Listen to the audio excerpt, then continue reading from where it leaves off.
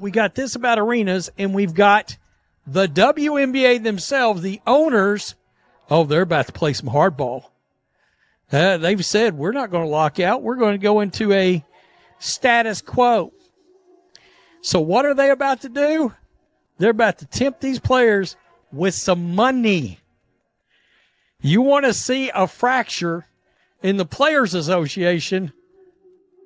Adam Silver is about to play serious hard. You ever catch someone doing that thing where they're being super nice to your face while quietly setting up a trap you can't even see yet? That's exactly what's happening with WNBA ownership right now. And honestly, it's kind of brilliant. They just dropped 3 agency qualifying offers, and if you think this is just boring paperwork, you're completely missing what's actually going down.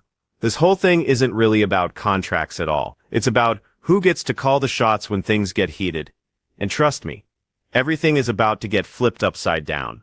Power dynamics are shifting, and the players who thought they were running this show are about to learn that strategy beats brute force every time. Money talks, BS walks. And though the league and the players have not come to terms on a new collective bargaining agreement, the league and the owners are giving the general managers a clear message.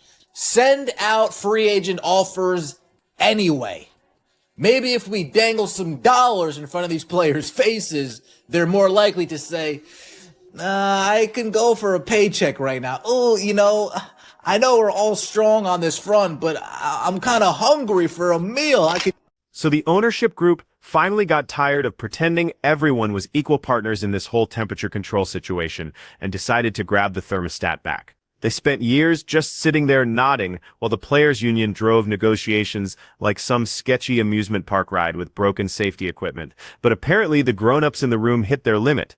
Nobody had to start yelling or making big, scary announcements. The patience just dried up, those friendly expressions got a little colder, and boom, everything changed without a single voice being raised. Line says, WNBA is telling teams they can send free agent offers amid CBA uncertainty. Guys, teams are about to start sending out free agent offers to players. No, you're going to have some players that hadn't been making much money all of a sudden look up and they're like, oh. Here's where things get really wild. What kicked off as pretty reasonable asks for better pay has somehow turned into this whole exercise in blowing everything up. It's all dressed up in fancy language about empowerment and standing on principle, but everyone's acting all surprised that real consequences are starting to show up. Like actions don't actually lead to results or something. The whole conversation stopped being about smart growth or making intelligent moves and became this crazy free-for-all where everyone wants everything right now with zero thought about whether the whole structure can actually handle that much weight. The league got handed momentum, visibility, and actual genuine fan excitement on a silver platter, and instead of protecting that incredibly rare gift, the response has been to knock over the whole table and start fighting about who gets the fanciest utensils. That's not power positioning, that's just theater dressed up as deal-making, and the people watching are getting pretty tired of the show. WNBA telling teams they can send free agent offers amid CBA uncertainty. The league has called every team to tell them they can send offers to free agents during the status quo period. Sources tell Front Office Sports, but players are unlikely to sign anything in this limbo. Now, at first glance, you could be asking yourselves, well, if there's no CBA agreement, why would... The really wild part is how absolutely certain everyone seems to be about this whole approach. Like there's some magical alternate universe where replacement leagues just pop up overnight, complete with all the infrastructure, cash flow, and cultural impact already built in. This fantasy that some other league is just sitting there waiting to scoop up all the talent, money, and attention has been clutched like a comfort blanket. Even though literally every single piece of evidence suggests that blanket is made of soggy paper towels and pure hope. The venues that host games also host concerts, trade shows, monster truck events, and basically anything else that actually pays the bills without creating labor drama. When those dates aren't locked down solid, they get sold to whoever will actually commit, and once they're gone, they don't just magically come back because someone finally decided that maybe compromise wasn't such a bad idea after all. Rightly ran organization across our sports in America, The WNBA and WNBPA find themselves at a bit of a standstill as the CBA negotiations, they went unanswered. And we all predicted this, guys. We know that the owners are talking common sense, and common sense isn't registering with female athletes who probably left college with not the best GPA, not knowing how to conduct proper business. Right here is where ownership stopped, with the polite smiling, and started playing the type of serious game that doesn't need lockout press releases or big dramatic announcements. Instead of shutting the whole thing down and making it into some kind of spectacle, the league went with a much smarter approach by just working within the legal structure that's already there and letting everything move forward without any new deal in place.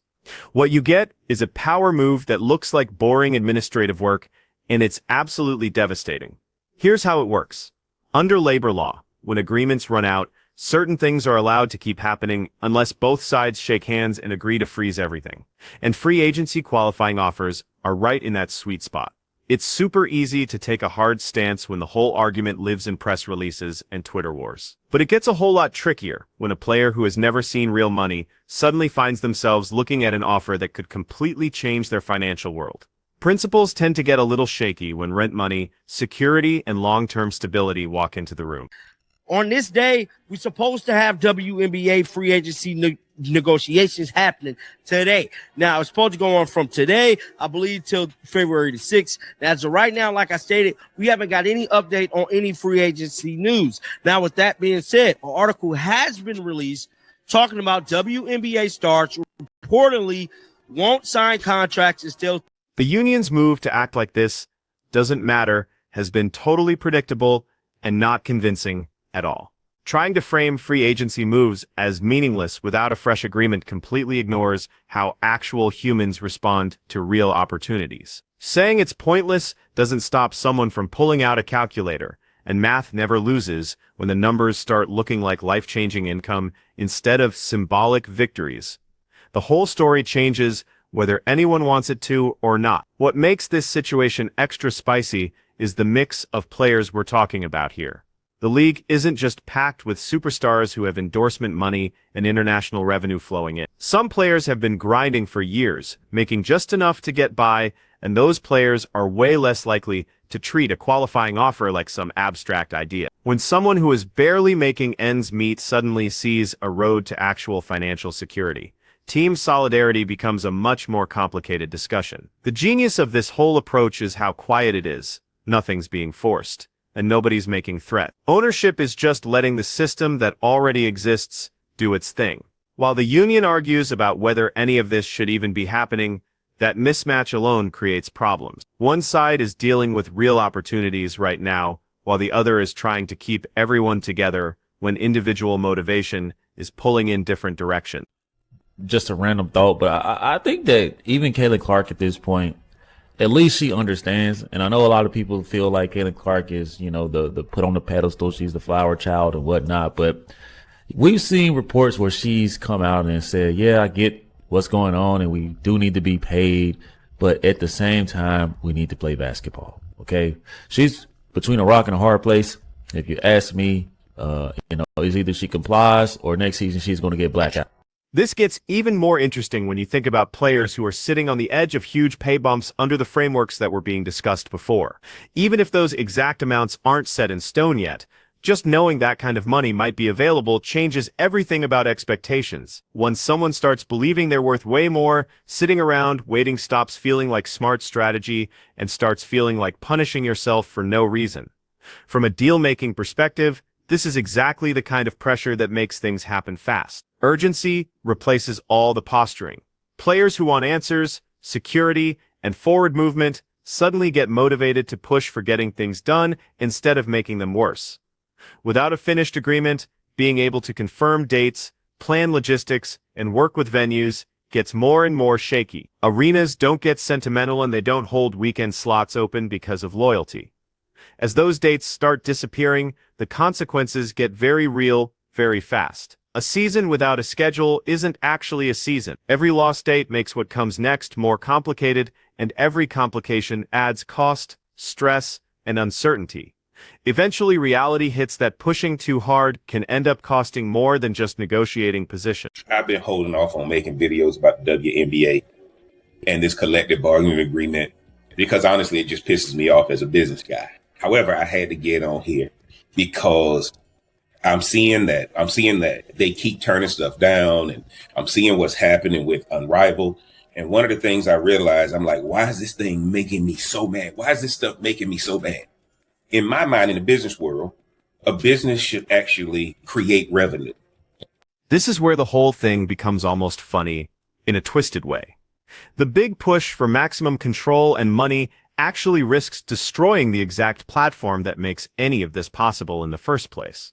Growth can't survive when everything is always unstable, and fans don't hang around when it feels like everything is constantly about to fall apart. Momentum is delicate, and once you break it, putting it back together is way harder than just protecting it from the start. The situation gets even more complex when you consider how the league just recently pulled in new audiences and attention. Instead of embracing all those new people and turning it into sustainable growth, most of the public-facing energy has gone into pushing away those exact same fans. That approach only makes sense if the goal is to make the tent smaller while fighting about who gets to stand in the middle. Younger players and bench contributors don't experience negotiations the same way veterans do. Pretending they do doesn't change reality. For players with brand goals and marketability potential, the math gets even more complicated because team situation matters huge. A qualifying offer from a high-profile franchise isn't just a contract, it's a chance for exposure, relevance, and growth. Watching teammates experience massive popularity boosts just by landing in the right spot has a way of changing priorities really quickly. When the reality is, the polished turd known as Unrivaled is actually running as a charity. For those that don't know, and judging by the complete lack of attention that this secondary dump is currently receiving, I think it's safe to say that no one knows.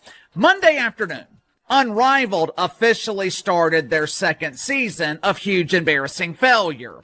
TNT. When a player watches up close how connecting with a major team can boost their profile beyond anything salary alone could ever do, the appeal becomes impossible to ignore.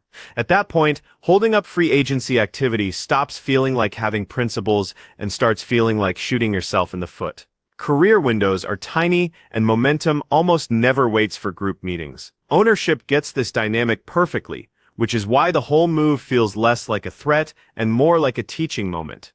By letting qualifying offers go through, they're shining a light on the practical realities that exist underneath all the talking points. Contract timelines and arenas work on schedules that couldn't care less about messaging strategy. The bigger lesson here is that leverage only functions when it's connected to actual reality.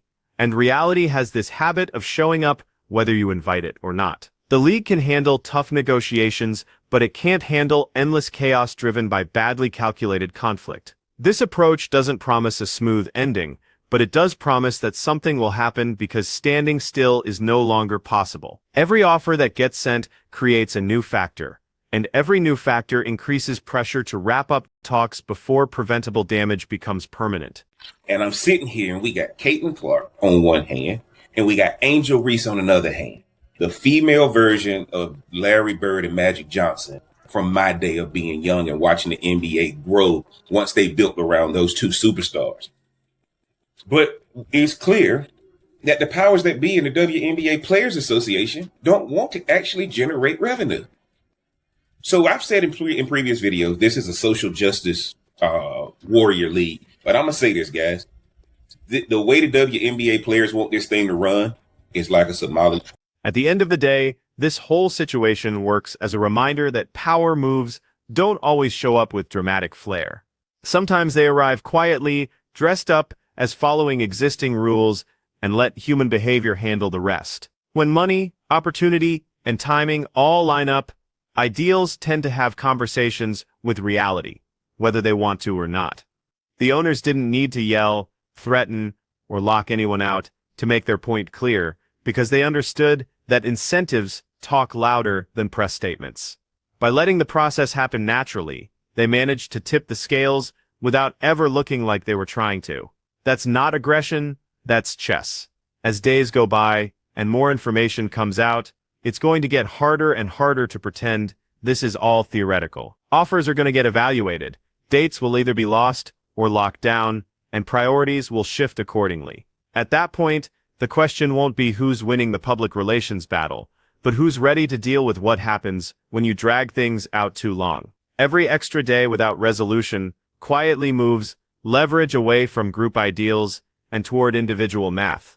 And that shift doesn't need anyone to stab anyone else in the back for it to happen. It happens naturally, almost politely, as players start asking themselves what waiting is actually costing them. At for TNT, what a fall from grace. TNT went from broadcasting the NBA to broadcasting 3-on-3 pretend basketball featuring 6 players on the court that struggle to be recognized by their own parents. Seriously, check out this list of stars in the highly anticipated matchup Monday afternoon between the vinyl and the shoelaces.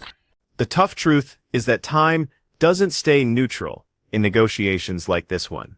Careers are brief, earning windows are breakable, and momentum rarely has patience.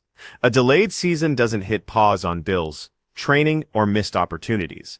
And it definitely doesn't stop the rest of the entertainment world from filling up those empty calendar spots. Every missed opportunity to secure dates or confirm plans adds to the feeling that this standoff isn't just philosophical anymore, but getting expensive. Ownership knows that patience looks completely different when it comes with uncertainty, which is why choosing to move forward within the rules feels so deliberate. There's also a PR problem building under the surface, because fans tend to notice when momentum stops. New viewers who showed up expecting growth and excitement aren't deeply connected to the behind-the-scenes politics of labor disputes, and they're even less understanding of extended dysfunction.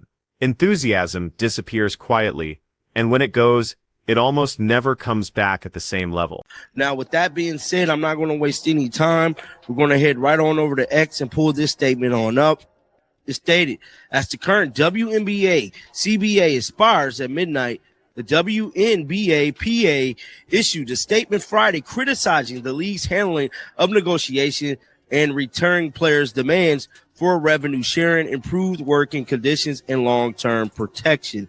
Now, here's the full statement right here that has been released. Let me blow this up all the way so you guys can see. As qualifying offers make the rounds and rumors start flying, the whole narrative will keep moving from group demands to personal choices. That change alone makes it harder to keep everyone on the same page.